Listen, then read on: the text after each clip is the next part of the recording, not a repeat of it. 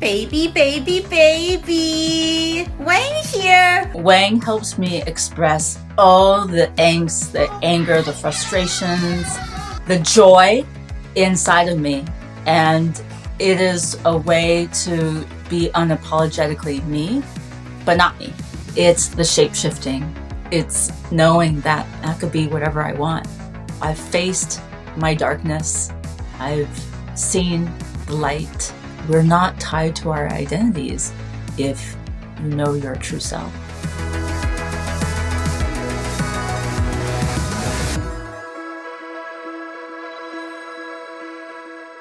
Are we in the frame together? I'm like such a big lady. I know. You're a very petite man. Oh, Wang's bite-sized. Wang is a cheesy, cheeky, full of energy drag king. He is a traditional kind of guy, except that's just the joke. Wang is really progressive, of course, being in the queer scene. Can I just get one quick soundbite for the people? Not today, Wayne, not today! But just uses that kind of immigrant, traditional, retro kind of guy feel. So I'm gonna give you all of the tea. I'm gonna spill all the tea. Oh no! Don't do it! This is expensive tea from Taiwan. Wang is magic. Wang allows for a huge weight to be lifted because the depth of your sorrow carves where the joy can fill in. You can heal through ritual and performance art. And that's a little bit about what I bring to stage and what has culminated in my recent project, Sacred Wounds. We gotta get real, all right? Let's have a moment here. I think it is a Black History Month, so please celebrate it all year long. And while I am at it, I think that all the violence happening is just terrible, so please support your BIPOC communities and the Asian diaspora. It's a digital show, but it allows me to be the multifaceted being that I am. Sacred Wounds was co-created with Coco Ono, aka Kayla Tange, who's also an exotic dancer and performance artist. So with both of us combined and having an interest in the healing arts, we are able to be vulnerable and talk about emotions, whereas perhaps the majority of the Asian culture is trying to sweep it under the rug or be more humble or not talk about emotions.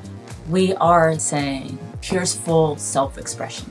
The majority of the pain is no longer there, but we acknowledge that we've once been there. Whatever expressed through every little vignette, every little act, it all comes out and it's on full display.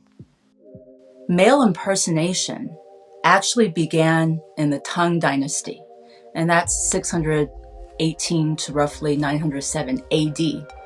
Empress Wu Zetian was the ruler at the time, and that was rare. It allowed for more art and more theater. Is that not what we're doing with drag? This is entertainment for the queer community first and foremost, and then we're being inclusive. So to me, I am a part of the new dynasty. It's the Wang dynasty. To me, being queer and Asian is an experience unto itself. What you have is the commonality and the awareness that when you go back to the motherland, they immediately know you're not from Asia.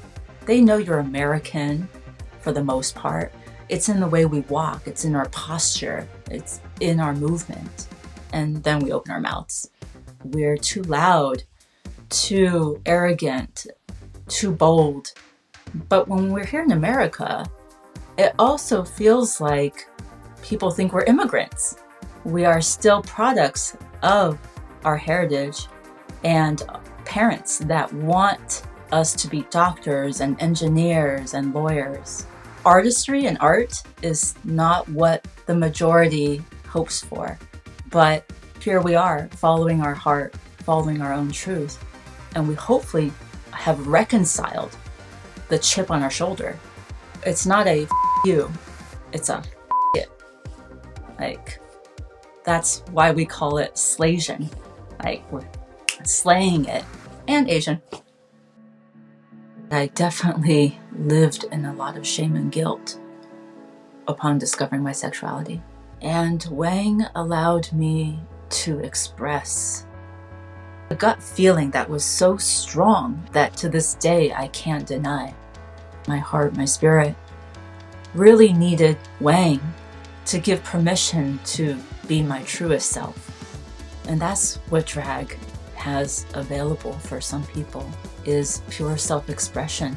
You know, I know. Wang hang around the gay people so much. Wow.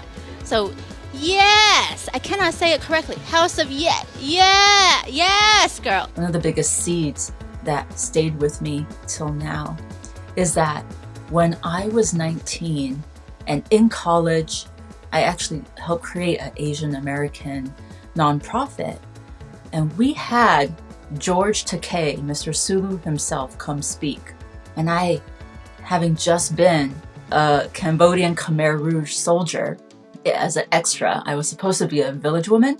And then they put this 12-gauge gun in my hand. And this is one of my first drag moments. So I asked George, do you have any tips on being an extra? He looks at me and he says, why be an extra when you can be the star? And I think that that is one of the greatest impacts that he gifted me. My purpose right now is to be unapologetically me, because I've been hiding it for so long. I'm a bit older than I look, I think.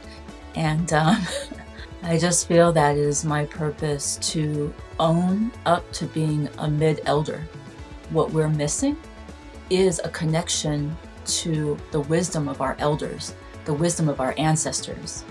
Being a mid-elder is probably where I am, to share my wisdom, as well as being a bridge to other countries, other cultures, and other generations.